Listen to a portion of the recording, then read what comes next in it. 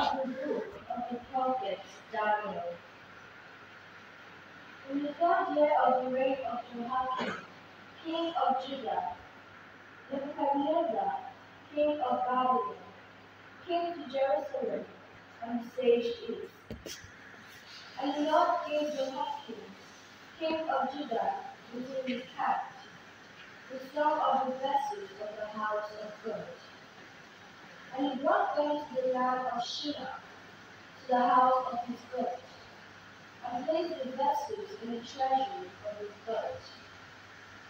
Then the king commanded Ashpenaz, his chief eunuch, to bring some of the people of Israel, both of the royal family and of the nobility, youths without blemish, handsome and skillful in all wisdom, and